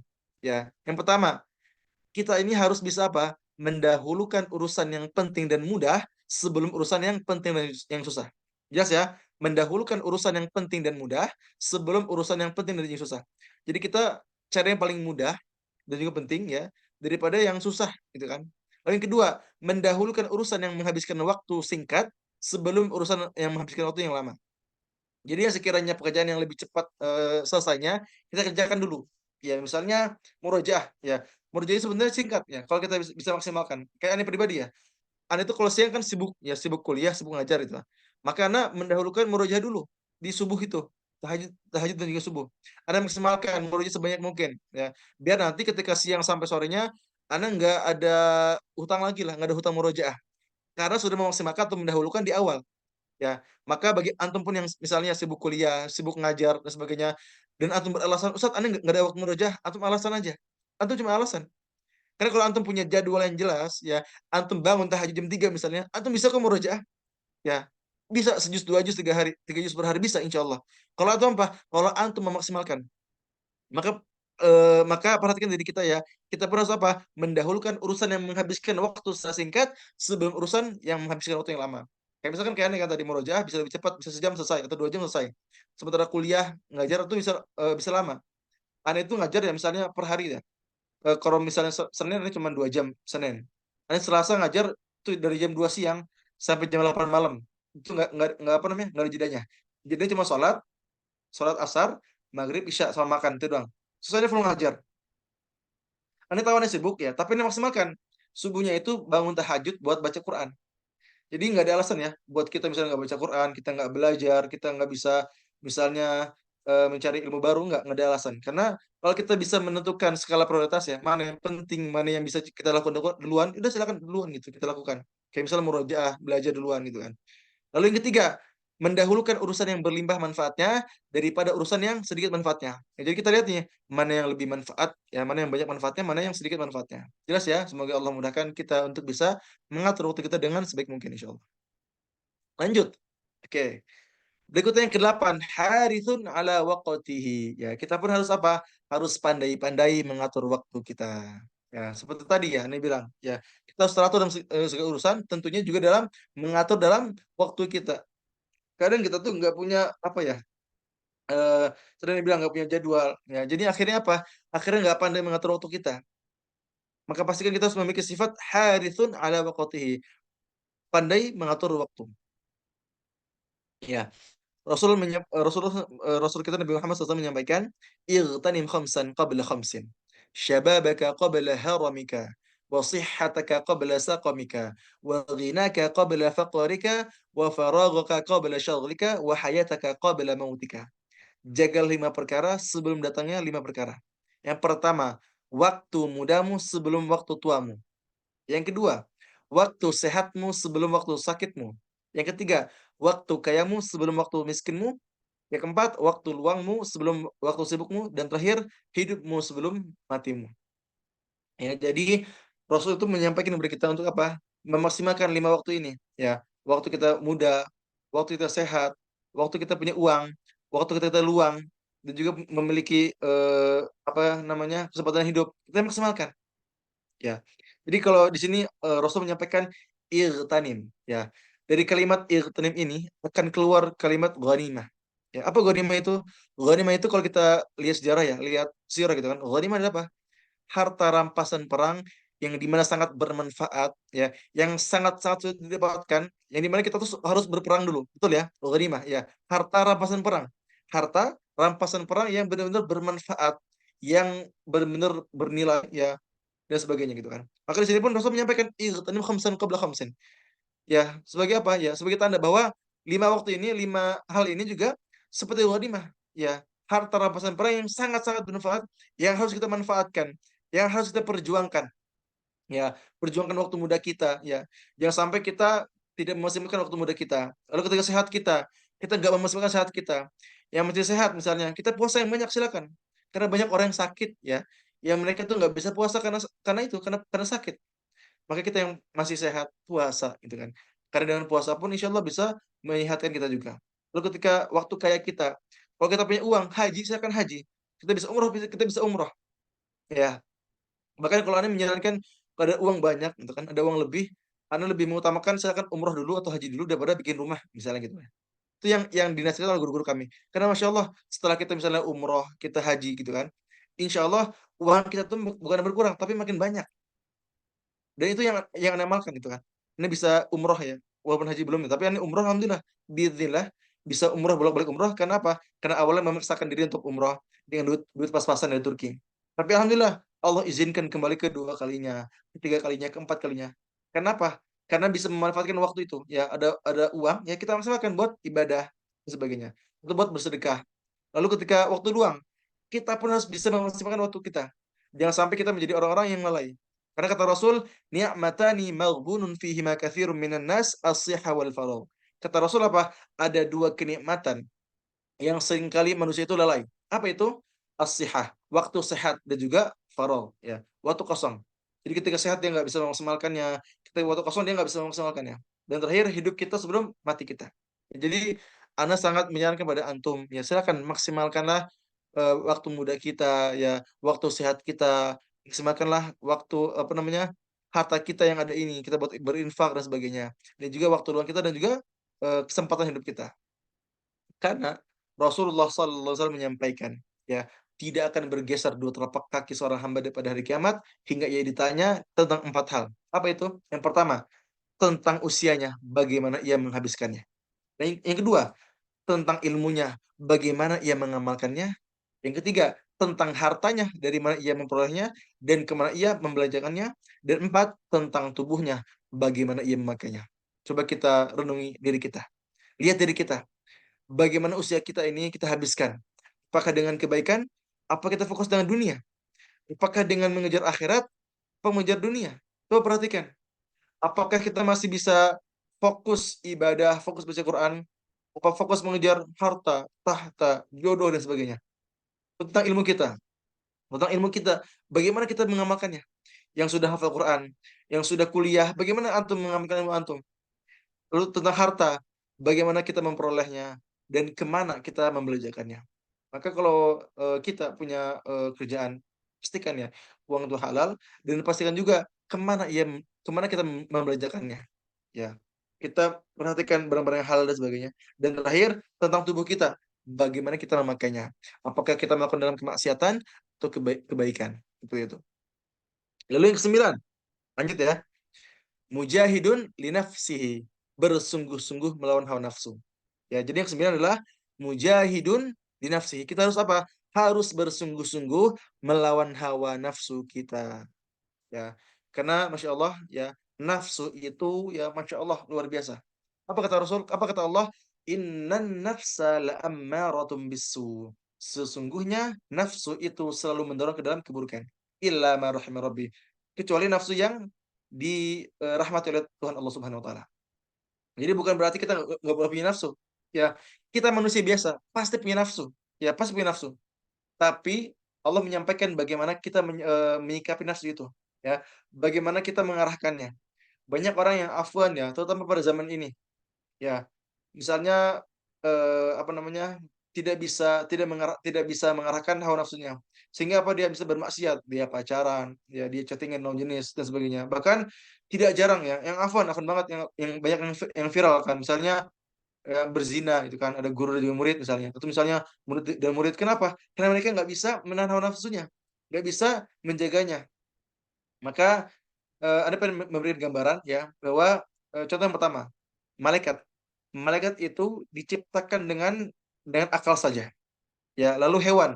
Hewan itu diciptakan dengan nafsu saja. Sementara kita sempurna. Kita manusia sempurna. Apa? Dengan adanya akal dan juga ada nafsu. Ya, kalau kita bisa apa namanya mengarahkan ya, mengendalikan nafsu kita, mengendalikan akal kita, maka bisa jadi kita lebih mulia daripada malaikat. Tapi kalau kita afwan, nggak bisa mengendalikan nafsu kita, nggak bisa mengendalikan akal kita, maka bisa jadi kita lebih buruk daripada hewan.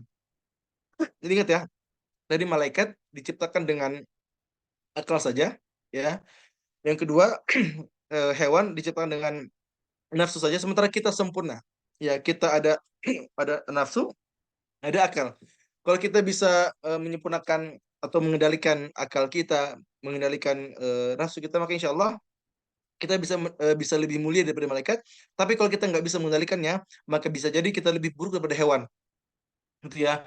Dan Allah pun menjanjikan bagi mereka yang bisa menjaga nafsunya itu, ya menjaga hawa nafsunya itu apa? Surga kata Allah. Wa amma man khafa maqama rabbih wa nahan nafsa 'anil hawa fa innal jannata hiyal ma'wa. Maka surgalah tempat kembalinya. Jadi kata kata Allah, barang siapa yang takut kepada Allah Subhanahu wa taala dan juga menahan hawa nafsunya, mencegah atau mengendalikan hawa nafsunya, fa innal jannata hiyal ma'wa, maka surgalah tempat kembalinya. Jadi kalau kita pengen mendapatkan surga, maka pastikan kita mampu mengendalikan nafsu kita. Ya, karena masya Allah banyak sekarang ya yang nggak bisa mengendalikan hawa nafsunya. Ya, ya misalnya kalau sekarang misalnya yang nggak bisa mengendalikan ketika berinteraksi dengan perempuan. Dan benerlah ya, salah satu fitnah yang terbesar itu fitnah wanita. Ya, Rasul pernah menyampaikan ma taraktu ba'di fitnatan adarra 'ala rijal minan nisa. Kata Rasul, aku tidaklah meninggalkan sepeninggalanku fitnah terbesar, godaan terbesar bagi laki-laki, yaitu apa? Wanita. Ya, jadi godaan fitnah wanita itu luar biasa. Fitnah lawan jenis itu luar biasa. Ya, bahkan di dalam Quran, fitnah atau godaan syaitan itu lebih lemah atau lemah ya ketimbang godaan wanita.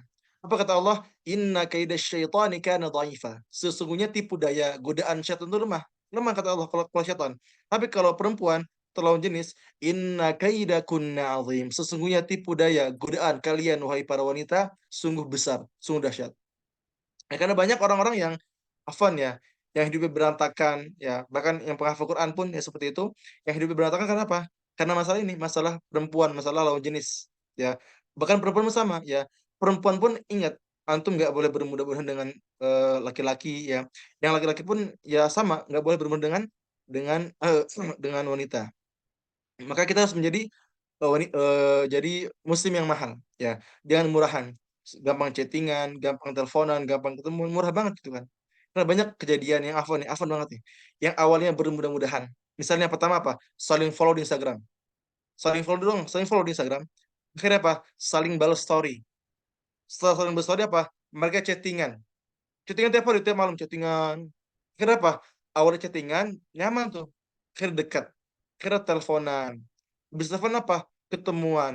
Habis ketemuan apa? Coba check-in hotel. Akhirnya apa? Berzina. Dan ini ada semua kalangan. Bahkan ada orang yang aneh kenal gitu kan. Mereka beliau ini penghafal Quran, mungkin hafalannya 30 juz, lancar banget hafalannya. Yang ceweknya penghafal Quran, yang cewek penghafal Quran. Dua-duanya hafizah, hafizah. Tapi ternyata itu karena awalnya apa namanya tidak bisa mendengar hawa nafsunya kan, saling follow, saling balas story, ya sering ketemu, ya awalnya malu-malu gitu kan, tapi karena udah terbiasa, akhirnya terbiasa gitu kan, terbiasa, akhirnya ketemuan dan ada kesempatan, akhirnya apa, berzina, bahkan punya apa, hamil. Dan masya Allah ketika hamil diaborsi anaknya dan sebagainya. Dan ini ada, anda menemukan nggak satu orang doang, tapi banyak, ada 4 orang yang anda tahu, yang anda kenal di lingkungan anak. Ya, semoga Allah jaga hati kita ini, Allah jaga diri kita ini agar kita dijauhkan dari kemaksiatan. Maka ingat pesan dari Rasul ya, maka jaga hati kita ini jangan sampai kita apa terkendali oleh nafsu kita. Karena nafsu itu justru bisa mengendalikan kita ke dalam keburukan. Tapi kalau kita bisa mengendalikannya, kita bisa menjaganya, insya Allah kita pun akan mendapatkan kebaikan. Ingat ayatnya di surat apa? An-Nazi'at ya. Wa amma man khafa maqama rabbih wa nahan nafsa 'anil hawa fa innal jannata hiyal ma'wa. Kata Allah, orang-orang yang takut kepada Allah dan menahan hawa nafsunya itu, maka surgalah tempat kembalinya. Jelas ya? Lalu yang terakhir, sifat yang ke-10 adalah nafi'un li ghairihi. Ya, kita harus apa? Harus menjadi pribadi yang bermanfaat bagi lingkungan yang lain, bagi orang lain, ya. Misalnya, kita punya uang, sedekahkan. Kita punya ilmu, kita ajarkan. Kita punya apapun itu, kita manfaat. Ya, karena kata Rasul apa? Kata Rasul, khairun nas anfa'uhum linnas. Sebaik-baiknya manusia adalah yang bermanfaat, yang paling bermanfaat bagi orang lain. Maka jadilah orang yang bermanfaat. Ya, Allah pun menjelaskan, Allah pun berfirman, eh, in ahsantum li anfusikum. Kata Allah, jika kalian berbuat baik, sesungguhnya kalian berbuat baik bagi diri kalian sendiri. Ya, dan masya Allah ya, kalau kita misalnya mempermudah orang lain, ya kita menjadi orang yang bermanfaat. Ya, apa kata Rasul? Waman kana fi hajati akhihi, kana Allahu fi hajatihi. Barang siapa yang bersedia membantu keperluan saudaranya, dia bersedekah, dia membantunya dan sebagainya, maka Allah akan senantiasa membantu keperluannya. Ya, maka pastikan kita harus menjadi apa? Menjadi pribadi yang baik. Ingat, khairun nas anfa'uhum linnas. Sebaik-baiknya di antara kalian adalah yang paling bermanfaat bagi manusia lainnya. Ya. Dan Rasul pun menyampaikan, Allah pun menyampaikan, "Faman ya'mal mithqala dzarratin khairan yarah." Ya, maka barang siapa yang mengerjakan kebaikan sebesar dzarrah pun, sekecil apapun itu, ia akan mendapatkan kebaikannya. Ya, kita sedekah, kita infak, ya, kita mengerjakan ilmu, itu semuanya akan menjadi apa? Menjadi balasan yang baik nanti di akhirat kelak. Ya. Dan Ana insya Allah hari ini, ya pada malam ini ingin mengajak antum semua untuk apa? Menjadi pribadi yang bermanfaat. Jadi Anda ada satu program ya, program infak untuk apa? Untuk para pengajar Khadimul Quran. Ya, jadi Anda punya lembaga namanya Khadimul Quran ya, yang di mana ada 20 pengajar dan juga ada 4 admin yang di mana tiap bulan itu ya tentu mereka dapat gaji setelah mereka mengajar, tapi Anda pun selalu memberikan bonus ketika misalnya mereka maksimal, mereka dari laporannya, dari rapatnya, dari suaranya sudah luar biasa, itu seringkali kami kasih bonus. Ya, jadi bagi teman-teman semua yang misalnya hari ini ya pengen menjadi pribadi yang bermanfaat ya, yang ingin sedikit menginfakkan uangnya berapapun itu, pengen 10.000 boleh ya, pengen 20.000 boleh, berapapun itu, pengen 50.000 boleh ya, semakin banyak semakin bagus ya. Silakan bagi teman semua yang pengen ya sedikit lah, sedikit menyisihkan uangnya, silakan berikan infak terbaik kepada Khadimul Quran, karena insya Allah ya infak ini akan kami salurkan kepada para pengajar yang di mana ada 20 pengajar dan juga ada 4 admin yang insya Allah kami akan salurkan kepada mereka ya. Bagaimana caranya? Silakan antum ya boleh langsung siapkan info baik, kirim kemana? Ke rekening kami ya. Jadi ini rekening, ini bukan rekening pribadi Anda ya, ini rekening punya Khadimul Quran. Jadi kalau punya pribadi itu BSI, mungkin antum tahu ya, yang beberapa yang sudah sering beli buku ya. Tapi kalau rekening ini itu rekening khusus Khadimul Quran. Anda pun nggak megang akunnya. Yang megang adalah admin Anda gitu kan. Jadi bagi teman semua yang pengen infak ya, silakan. Saya berikan kesempatan ya sekarang, silakan. Yang ada sedikit uang ya, silakan berapapun itu. Pengen 20.000, 50.000, pengen 10.000 boleh silakan. Ya, siapkan infak terbaik untuk para pengajar Khadimul Quran. Ya, uang yang terkumpul ini insya Allah akan kami salurkan kepada Khadimul Quran ya, kepada para pengejarnya. Ya, bisa ke rekening ini ya, BCA Syariah di 0422 016 477 ya. Nanti jangan lupa juga konfirmasi ya ke admin ya di 05 0851 5513 9392. Insyaallah waktunya sampai kapan? Silakan sampai kapanpun ya. Tapi kalau bisa malam ini ya. Kalau antum bisa malam ini silakan disampaikan ya, disampaikan info antum. Bisa juga lewat QRIS ini ya, lewat QRIS yang insya Allah akan langsung masuk ke rekening kami. Silakan ya. Jadi bagi antum yang pengen menjadi orang yang bermanfaat ya, yang pengen membantu lembaga kami, insya Allah ya, ini bisa menjadi wasilah antum. Ya karena antum membantu urusan orang lain, insya Allah ya, Allah akan mudahkan urusan antum ya. Yang mungkin dengan infak ini Allah akan mudahkan rezeki antum ya. Allah akan mudahkan semua urusan antum insya Allah. Nanti pun untuk info lengkapnya insya Allah kami kirimkan di grup ya. Nanti bagi teman-teman yang sekarang mungkin ketinggalan, nggak jadi masalah insya Allah. Nanti pun di grup ya akan di share ya untuk infonya. Silakan kalau bisa malam ini silakan ahlan ahlan banget ya, silakan banget ya. Insya Allah ingat ya semua uang yang dikumpulkan ini akan diberikan kepada para pengajar di Khadimul Quran ya. Jadi silakan disampaikan ke rekening kami 0422 016 477 ya insya Allah akan disampaikan kepada guru-guru, dan jangan lupa ingat ya jangan lupa konfirmasi ya, mohon maaf, jangan lupa konfirmasi ke admin kami di 0851 551 39392. Oke, itu ya. Oke, selanjutnya itu ya, Anda pun pengen juga promosi kelas tahfidz kami ya. Jadi Anda sedikit info juga ya untuk hari ini ya insya Allah masih dibuka untuk pendaftaran ya untuk bulan bulan apa bulan Oktober ini. Ya, jadi insya Allah besok terakhir pendaftarannya. Jadi bagi antum yang pengen mendaftarkan diri, buat yang pengen menghafal Quran, pengen murojaah, ya, tapi mungkin bingung cari guru di mana, antum sibuk, antum misalnya kuliah, antum kerja, antum ngurus keluarga, tapi antum bingung cari guru di mana, maka insya Allah kami dari Khadim Quran bisa membantu antum. Jadi per hari ini ya ada 154 santri yang aktif. Bayangkan, ada 154 santri yang aktif belajar bersama kami. Ya, ada kelas ziyadah murojaah, ada kelas privat, ada kelas tahsin, ya ada juga punya ada kelas ziyadah, murojaah, kelas tahsin, dan juga kelas privat. Ya, bagaimana cara mendaftarnya? Saya akan antum langsung chat atau tanya ke admin kami di 0898 2247 881 ya. Jadi kami itu yang pertama ada program ziyadah. Ya, ziyadah ini buat menghafal ya, menghafal Quran. Ya, berapa kali setorannya? 3 kali sepekan. Dan itu tidak ada minimal setorannya. Antum yang baru menghafal, misalnya baru hafal satu ayat, nggak apa-apa, silakan. Baru menghafal satu baris, nggak apa-apa. Berapapun itu, tidak ada minimalnya. Dan insya Allah ada murojaahnya. Lalu ada kelas murojaah, khusus murojaah. Nah, untuk kelas murojaah ini khusus buat orang yang murojaah, minimal berapa berapa halaman misalnya setoran? 5 halaman. Dan pertemuannya 2 kali setoran setiap pekannya. Insya Allah ini akan membimbing antum dalam menghafal atau memurojaah. Dan keunggulannya apa? Yang pertama, tentu fleksibel. Jadi sesibuk apapun antum, insya Allah akan dimudahkan. Lalu insya Allah pengajar pun berpengalaman, biaya pun terjangkau ya. Biayanya berapa? Cuman 125.000 aja untuk 1 bulan ya per bulan. Lalu kami pun ada kajian rutin seperti ini ya, juga kelas ikhwan dan akhwat dipisah pasti ya. Ikhwan akhwat dipisah. Lalu insya Allah kalau lulus mendapatkan sertifikat, mendapat komunitas, dan juga insya Allah kami itu kelasnya mengutamakan kualitas. Jadi insya Allah dengan antum belajar bersama kami, antum akan mendapatkan kualitas hafalan yang bagus ya dan sebagainya. Insya Allah silakan bagi teman-teman yang pengen daftar ya, langsung hubungi admin kami ya di 0898 2247 841. Atau ada kelas privat ya. Kelas privat per hari ini ada sekitar 32 orang per hari ini ya. Ada 32 orang. Dan Masya Allahnya, ada 6 orangnya dari mana? Dari Uni Emirat Arab, Abu Dhabi, Masya Allah. Jadi, luar biasa, Alhamdulillah, bismillah, santri kami itu tersebar seluruh dunia. Ya, Alhamdulillah, bismillah, gitu kan. Dari Malaysia ada, Singapura ada, Jepang ada, Brunei ada, dan yang terbaru ini dari Emirat Arab, ya. Masya Allah, ya, ada kelas tahfidz ya buat menghafal aja boleh ya. Ada juga misalnya pengen fokus tahsin boleh ya untuk memperbaiki bacaan. Ada juga keduanya boleh. Boleh tahsin sambil menghafal gitu kan. Jadi insya Allah bagi antum yang pengen menghafal lebih fokus, lebih fleksibel waktunya, lebih efektif belajarnya, insya Allah bersama kami ini akan dibantu ya. Bagaimana pertemuannya 2 kali seminggu? Untuk pertemuannya 30 sampai 40 menit. Nah, tapi rata-rata ya 40 sampai sejam kadang ya. Lalu ada ujiannya, insya Allah ada di ujiannya, ada diarahkan dan sebagainya.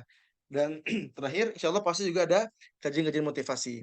Saya kan bagi teman-teman semua yang pengen daftar ya, langsung mendaftar di dalam karena besok insya Allah ditutup ya. Besok pendaftaran ini ditutup ya. Jadi bagi teman-teman semua yang nggak mau ketinggalan infonya, nggak mau ketinggalan kelasnya, silakan langsung daftar ke admin kami di 0898 2247 881. Baik, barakallahu fikum, semoga bermanfaat. Cukup ya. Assalamualaikum warahmatullahi wabarakatuh. Waalaikumsalam warahmatullahi Alhamdulillah. Syukran katsiran Ustadz atas materinya. Semoga apa yang tadi sudah disampaikan oleh Ustadz bisa bermanfaat untuk kita semua, bisa kita amalkan dan juga menjadi amal jariah Ustadz. Amin ya rabbal alamin. Kita lanjut ke sesi berikutnya yaitu tanya jawab. Untuk teman-teman yang mau bertanya bisa. Oh iya, Evan. Ustaz Solah, sebelum kita tanya jawab ya, silakan dibuka kameranya ya. Kita kita dulu ya, sebelum kita tutup, dan sebelum kita tanya jawab, kita maksimalkan dulu untuk foto bersama ya. Silakan Oh iya. dibuka kameranya, silakan teman-teman semua, silakan dibuka kameranya. Ya, kita akan foto bareng ya. Silakan, ya insya Allah nanti untuk dokumentasinya akan dikirim di grup insya Allah.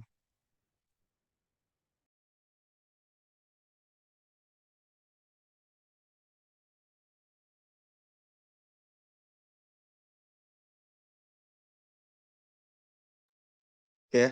Silakan dibuka kameranya ya. Kita mulai dari sesi pertama ya. Silakan berikan senyuman terbaik antum ya. Yang ganteng, yang cantik, soleh ya. Insya Allah ya. Silakan dibuka kameranya, masih dibuka tutup nih. Siap ya? Satu, dua, tiga. Satu cek dulu ya. Kita cek dulu apakah bagus. Coba sekali lagi ya. Oke, siap. Satu, dua, tiga. Oke. Sekarang lanjut ke slide kedua. Siap? Slide kedua. Satu, dua, tiga. Oke. Udah. Lanjut slide ke berikutnya. Tiga. Satu, dua, tiga. Oke, barakallahu fiik. Cukup ya. Saya kembalikan kepada MC, Ustaz. Ustaz Salah, silakan. Baik, syukur Ustaz atas dokumentasinya. Jadi untuk teman-teman yang mau bertanya bisa diaktifkan raise hand-nya. Nanti bisa dipilih Ustaz langsung. Fadol, Coba. Silakan. silakan yang mau bertanya. Iya, juga sedikit info ya. Insya Allah besok ada kajian lagi. Judulnya Meraih Kenikmatan Bersama Quran. Ya, jadi kalau hari ini kita temanya seputar umum ya, untuk besok kita seputar Quran lagi ya. Judulnya Meraih Kenikmatan Bersama Quran. Jadi insya Allah untuk besok kajiannya insya Allah lebih bermanfaat, lebih daging lah insya Allah. Gitu ya. Barakallahu fiik. Silakan mau bertanya. Ustaz Afwan, Ustaz. Karena kalian.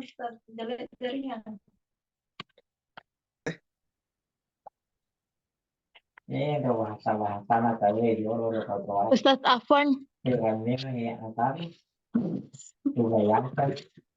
Ya bagaimana? Silakan bertanya. Ustaz motivasi supaya lebih semangat menghafal. Oke. Oke, barakallahu fiik. Tadi Kak Mutmainah bertanya apa atau berikan motivasi agar bisa lebih semangat dan menghafal gitu ya. Insya Allah. Afan Kak Mutmainah boleh dimatikan dulu mic-nya. Oke, tunggu. Oke. Oke ya tadi Kak Mutmainah bertanya Ustadz tolong berikan motivasi buat menghafal. Oke. Yang pengen Anda sampaikan ada satu kalimat yang selalu Anda pegang teguh ya, motivasi dan menghafal. Apa yang Anda pegang itu? Ya. Yang Anda pegang adalah sifat dari Quran mulia dan dapat memuliakan. Ingat ya, sifat dari Quran mulia dan dapat memuliakan. Jadi segala sesuatu yang berkaitan dan berhubungan dengan Quran pasti yang menjadi mulia. Ya. Quran diturunkan kepada Nabi Muhammad, maka Nabi Muhammad menjadi manusia yang paling mulia, bahkan menjadi nabi dan juga rasul yang paling mulia. Malaikat Jibril menjadi perantara diturunkan malaikat, menjadi diturunkannya Quran, ya perantara diturunkan Quran. Maka malaikat Jibril menjadi malaikat yang paling mulia, bahkan menjadi pemimpin para malaikat. Juga Quran diturunkan pada bulan Ramadan, maka Ramadan menjadi bulan yang paling mulia. Juga Quran diturunkan pada suatu malam, itu pada Lailatul Qadar. Maka pada malam itu menjadi malam yang paling mulia. Khairum min alfi syahr. Lebih baik daripada 1.000 bulan. Ya, maka bayangkan kalau misalnya hati kita, pikiran kita, amalan kita dekat dengan Quran, kita menghafalnya, kita mentadaburinya, kita mengajarkannya, maka insya Allah kita pun mendapatkan pahala yang berlimpah, kita pun akan menjadi mulia di sisi Allah Subhanahu wa taala. Itu yang pertama. Jadi ingat kalau kita dekat dengan Quran, kalau kita menghafal Quran, pasti kita menjadi mulia di sisi Allah Subhanahu wa taala. Yang kedua, kita akan mendapatkan pahala. Sepakat ya? Kalau kita banyak baca Quran, ya, maka semakin banyak pula pahala kita yang dapatkan. Apa kata Rasul? Ya, man qara harfan min kitabillah falahu bihi hasanah. Barang siapa yang membaca satu huruf saja dari Quran, maka baginya satu kebaikan. Dan satu kebaikan itu akan didapat gandakan menjadi 10 pahala kata Rasul. Aku tidak mengatakan alif, lam, mim satu huruf, tapi alif satu huruf, lam satu huruf, dan mim satu huruf. Bayangkan, kita membaca alif, lam, mim. 3 huruf yang kita baca, 30 pahala yang kita dapatkan. Ya, kalau kita membaca satu juz misalnya, berapa huruf yang kita baca? Banyak kan? Makanya kalau kita menghafal apalagi, ya menghafal satu juz, 2 juz, 3 juz, sampai 30 juz. Bayangkan berapa huruf yang kita baca, berapa pahala yang kita dapatkan. Itu yang kedua. Yang ketiga, agar dosa-dosa kita diampuni. Ingat ya, menghafal itu salah satu wasilah agar dosa-dosa kita diampuni. Kenapa? Karena menghafal ada sebuah kebaikan, dan kebaikan itu akan menghapuskan keburukan. Apa kata Allah? Innal hasanati yudhibna sayyi'at. Sesungguhnya kebaikan-kebaikan itu akan menghapuskan keburukan. Ya, itu kata Allah. Ya, kebaikan itu kita menghafal, kita murojaah, kita mentadaburi, yudhibna sayyi'at, akan menghapuskan dosa-dosa kita. Rasul pun menyampaikan ittaqillaha haitsu ma kunta. Bertakwalah kepada Allah dimanapun kamu berada. Wa atbi'is sayyi'atal hasanata tamhuha. Dan iringilah dosa-dosamu itu dengan kebaikan. Karena dengan kebaikanlah dosa-dosamu akan diampuni. Itu kata Allah. Jadi semakin kita banyak baca Quran, semakin kita menghafal Quran, semakin kita rajin murojaah, maka insya Allah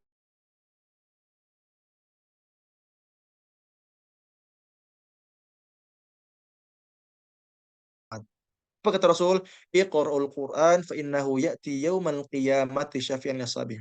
Kata Rasul, bacalah Al-Quran karena sesungguhnya Al-Quran akan datang di hari kiamat menjadi syafaat bagi para pembacanya. Jadi kalau kita membacanya saja mendapatkan syafaat. Dan apalagi kita yang menghafalnya, kita justru bisa memberi syafaat. Jadi gitu ya. Yang pertama tadi apa? Motivasinya, insya Allah kita menjadi mulia. Yang kedua, insya Allah kita mendapatkan pahala yang banyak. Yang ketiga, insya Allah dosa-dosa kita diampuni. Dan terakhir, insya Allah kita pun akan mendapatkan pertolongan di akhirat kelak. Itu ya, semoga terjawab. Barakallahu fiik. Silakan ada Syukron yang mau Ustaz, bertanya lagi? Masya Allah. Afwan, barakallahu fiik. Silakan. Masih ada yang mau bertanya? Afwan Ustadz, Ya, silakan. Ana ingin bertanya Ustadz, kalau Ya. misalkan jelaskan tadi terkait mandiri dari segi ekonomi atau tidak meminta-minta lah. Pertanyaan saya, kan saya akhwat, terus saya mencari kerja, terus pekerjaannya itu semacam menjual, tapi pekerjaannya dimulai dari sore sampai malam, sampai sekitar jam 11. Karena pagi sampai sorenya itu kuliah. Terus bagaimana itu caranya Ustadz? Apakah kan wanita itu bagusnya kalau di rumah kayak Ya, betul. nanti anggapannya orang keluar malam dan semacamnya. Bagaimana itu Ustadz? Oke. Yang pertama, kalau kita belum menikah, ya sebagai akhwat, maka wajib bagi kita mendapatkan izin dari orang tua kita. Jelas ya? Kalau kita belum menikah, ya maka kita harus mendapatkan izin dari siapa? Orang tua kita. Kalau orang tua kita mengizinkan ridho, ya udah nggak apa-apa. Itu yang pertama. Tapi kalau misalnya yang kedua nih misalnya udah nikah, ya dan kita punya suami gitu kan, yang aku punya suami, maka ya anti ini wajib meminta izin kepada suami itu, ya kepada suaminya. Ya kalau meminta izin, alhamdulillah boleh silakan. Tapi kalau misalnya nggak boleh, berarti udah kita ikuti eh, perkataan suami itu. Yang penting dari pekerjaan halal, ya, maksudnya tidak haram dan juga tidak melalaikan. Maksudnya apa? Ada pekerjaan yang afan gitu kan, dia ini lalai sholatnya gitu kan, karena dia kerja ini dia nggak bisa sholat, dia atau misalnya sholatnya di jamak dan sebagainya, itu yang nggak diperkenankan. Tapi kalau misalnya emang halal, ya sebagai baik, walaupun mungkin memang malam gitu kan, itu emang emang kalau dilihat kurang baik ya. Tapi kalau memang misalnya emang kita butuh gitu kan, dan kita misalnya emang hanya memungkinkan malam, dan alhamdulillah sudah diberikan izin dari orang tua, dari suami dan sebagainya, kayak nggak masalah gitu kan. Tapi memang asalnya betul tadi untuk ahwat itu sebaiknya ada di rumah gitu kan. Sebagai mereka sholat, sholat pun kan mereka tuh nggak wajib di masjid kan, tapi di rumah ya. Maka kalau misalnya punya suami tadi ya, izin ke suami. Kalau belum punya, berarti izin ke orang tua. Yang penting kita mendapatkan ridho mereka. Dan yang paling penting lagi tadi terkait pekerjaannya, apakah halal atau enggak? Apakah melalaikan atau enggak? Kalau lalai, udah berarti tinggalkan. Tapi kalau misalnya kitanya nggak lalai, insya Allah aman-aman aja. Itu ya. Barakallahu fiik, semoga terjawab. Syukron, Sekarang jazakallah ada mau khair. bertanya lagi? Nah, Ustadz. Oke, Evan. Barakallahu fiik. Mau bertanya. Ya, silakan. Siapa yang mau tanya nih? Ini tentang apa amalan-amalan tadi kan dari yang poin nomor berapa tadi harus sahihul ibadah ya. Ibadah. Sahihul ibadah. Jadi harus ikhlas kepada Allah Subhanahu wa taala. Terus yang kedua sesuai dengan tuntunan Nabi Muhammad SAW kan. Iya. Nah, di Quran itu kan ada beberapa ayat yang seperti doa-doa dan wirid-wirid Nabi yang terdahulu sebelum Nabi Muhammad SAW. Contohnya salah satunya seperti wiridnya Nabi Yunus alaihissalam ketika ditelan oleh paus. Itu kan beliau doa ketika dalam itu subhanaka inni kuntu minaz zolimin ya. Ya, betul. Nah, La ilaha illa anta. itu kalau Ya, misalkan terus. kan tidak dicontohkan oleh Rasulullah SAW kayak wiridnya berapa. Tapi kalau misalnya kita setelah sholat atau malam sebelum tidur itu kita wiritan, itu kan Rasulullah tidak contohkan ya. Apakah itu tertolak juga atau gimana Oke, gitu? Mohon penjelasannya ya. oke, Masya Allah. Oke, ini yang bertanya pertama orang berilmu nih, Insya Allah ya. Ini Ya, dari Mas amin, Haris, Masya amin. Allah, pertanyaannya luar biasa nih ya. Jadi beliau bertanya kan, misalnya tadi ada ayat, misalnya doanya Nabi Yunus, La ilaha illa anta subhanak, inni kuntu minadh dhalimin. Apakah itu tidak dicontohkan oleh Rasul? Dicontohkan. Ya mungkin memang nggak sebanyak dari contoh-contoh lainnya kan. Karena kan kalau kita misalnya melihat lah, kenapa ada ayat itu? Ya karena kan Rasul diajarkan oleh siapa? Oleh Malaikat Jibril ayat itu kan. Nah dan Ya. Rasul mengajarkan kepada para sahabat, betul ya. Dan juga pasti diceritakan tentang Oh, kisahnya, betul ya. Dan itu pasti diajarkan, walaupun mungkin itu nggak populer di kita. Misalnya kita tahunya nih, kalau Rasul doanya ini nih, misalnya ada doa Allahumma inni as'aluka ilman nafi'a wa rizqan thayyiba wa amalan mutaqabbala. Kita kan tahu gitu kan. ya, Itu ya. doa yang emang sering didoakan dibaca oleh Rasul misalnya ketika subuh. Atau misalnya kalau ketika malam Rasul sering berdoa apa? Ya muqallibal qulub, tsabbit qalbi ala dinik. Ya. Itu doa yang sering disampaikan oleh Rasul pada malam. Tapi kalau misalnya doa yang lain misalnya kayak tadi, la ilaha illa anta subhanak inni kuntu minadh dhalimin. Ya. Bahkan itu para ulama mengatakan bahwa kalau kita pengen berdoa, sana pakai doa itu.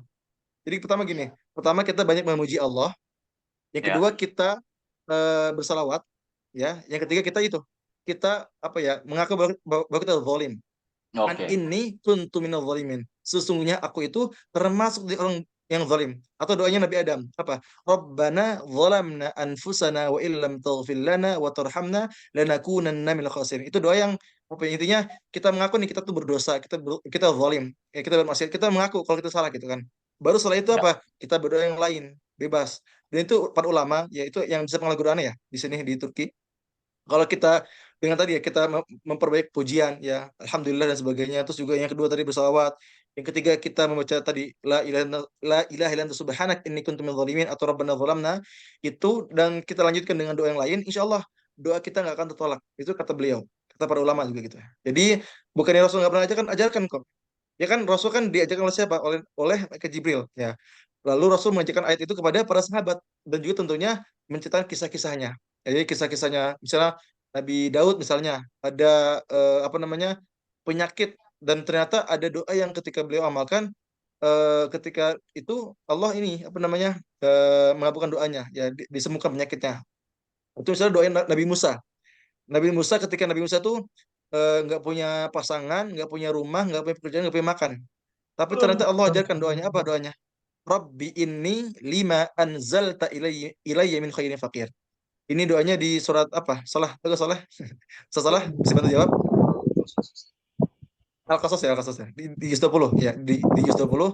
Di situ Nabi Musa doa ini, Rabbi inni lima anzalta ilayya min khairin faqir. Dan ternyata ketika menghafal doa ini ya, Nabi Musa dapat apa? Dapat pasangan, ya, dapat rumah, dapat pekerjaan, dapat makan, dapat semuanya. Kenapa? Dengan doa itu.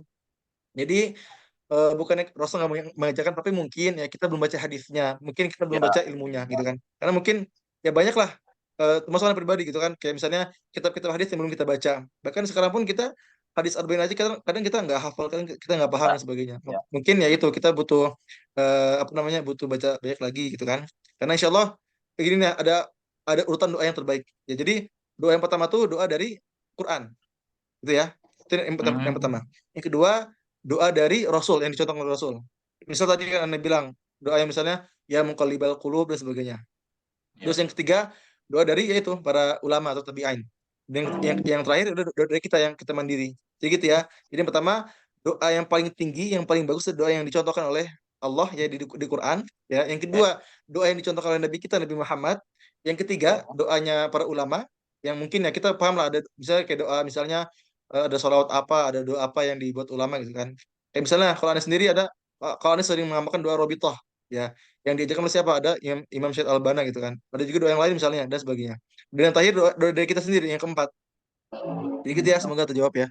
Barakallahu fiik. Barakallahu fiik. Lanjut silakan. Lanjutnya Mas Aji Putra nih kayak yang mau tanya. Oke, Taib Ustaz Afwan. Kan ada materi kedua yaitu tentang sahihul ibadah, yaitu ibadah yang benar dan ikhlas karena Allah Subhanahu wa taala. Ibadah yang Ya. diterima itu syaratnya yaitu ikhlas karena Allah dan ittiba yaitu mengikuti tuntunan Nabi Muhammad. Nah, pertanyaan Ana ini yaitu tentang ya yang mengikuti tuntunan Nabi Muhammad ini kan salah satunya bisa kita ambil dari hadis. Dan pertanyaan Nana, bagaimana jika ada orang yang mengamalkan yang mungkin dia jumpa ada salah satu hadis yang dhaif, yaitu hadis yang lemah, dan dia mengamalkan hadis tersebut. Dan lebih parah lagi, dia mungkin mengajarkannya kepada orang-orang sekitarnya, Ustaz. Mungkin itu Oke, aja, Ustaz. Wassalamualaikum oke, barakallahu warahmatullahi fiik. wabarakatuh. Kalau ini dari soalnya udah bagus ya, sudah bagus. Tadi terkait hadis lemah ya. Yang pertama terkait hadis lemah ya.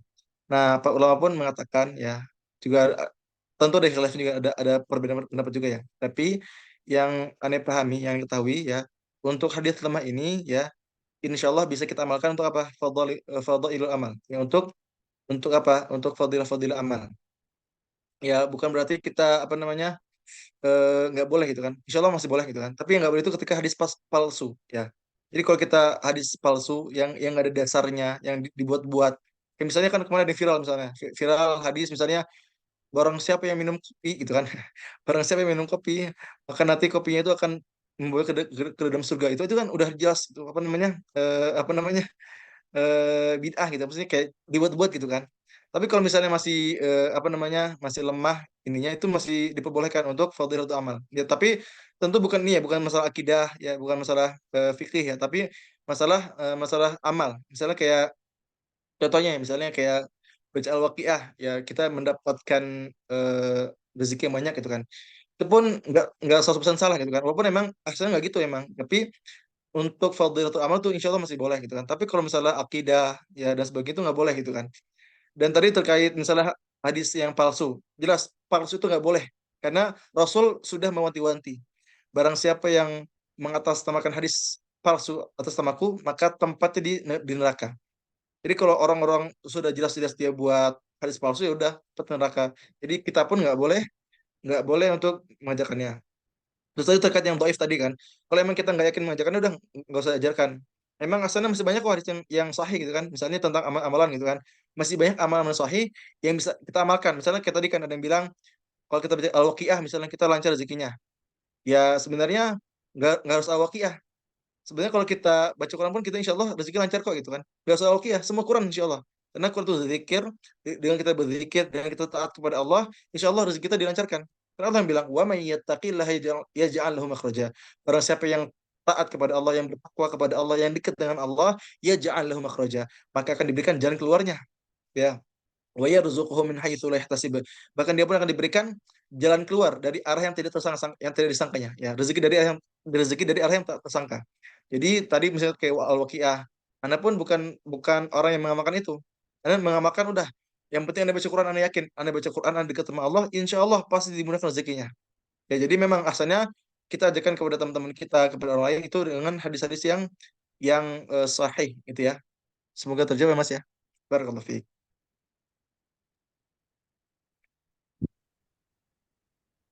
Ya, lanjut sekarang Mas Fariza atau Kak Fariza.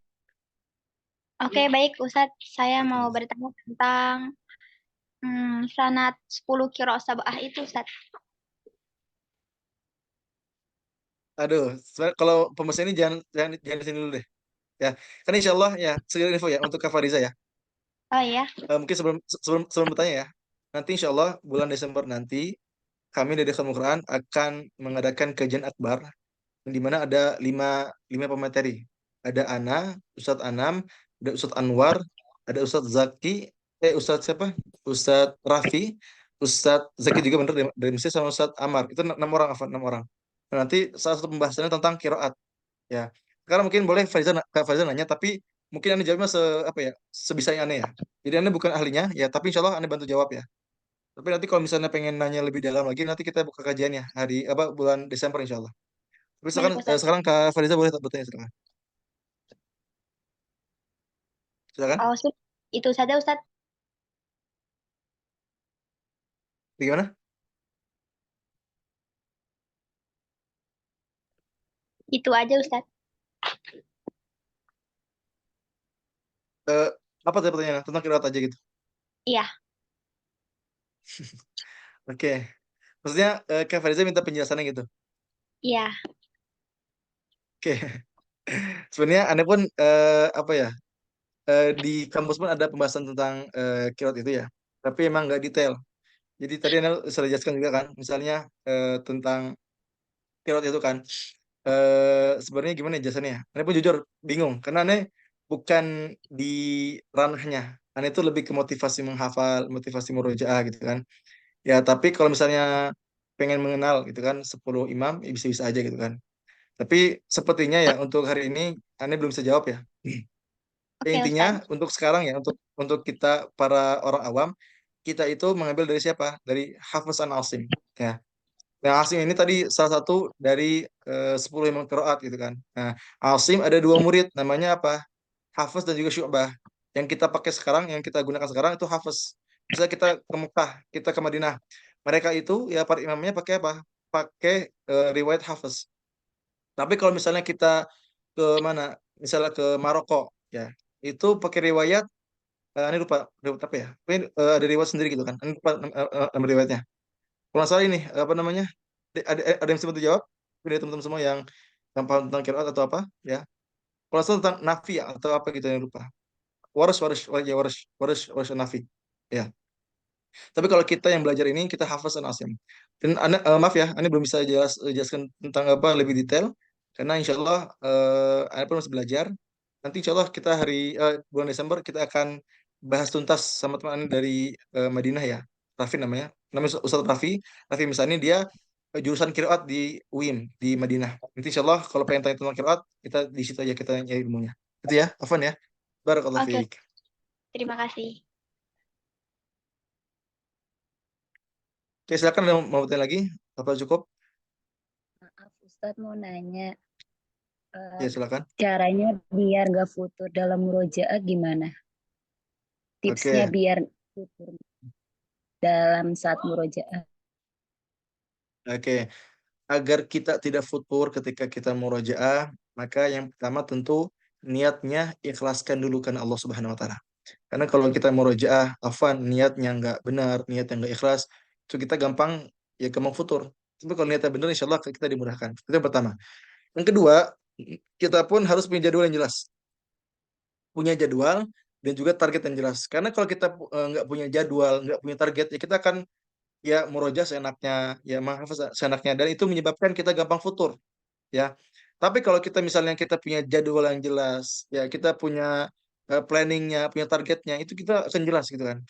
Terus yang ketiga, cari teman yang mendukung.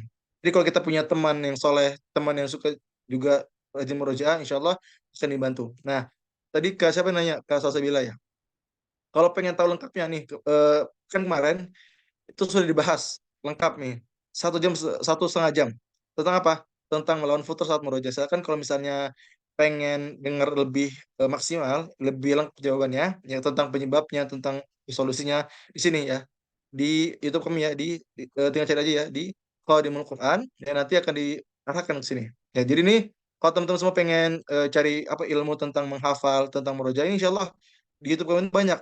Ya, misalnya nih kemarin yang terbaru ya terakhir kita ada materi apa melawan foto saat murojaah, terus tentang metode terbaik, tentang orang tua juga bisa menghafal Quran, tentang 8 alasan butuh Al-Quran dan sebagainya. Itu banyak pembahasan kita ya, dari Ana pribadi, Ustadz Anam, Ustadz Hamzullah dan sebagainya.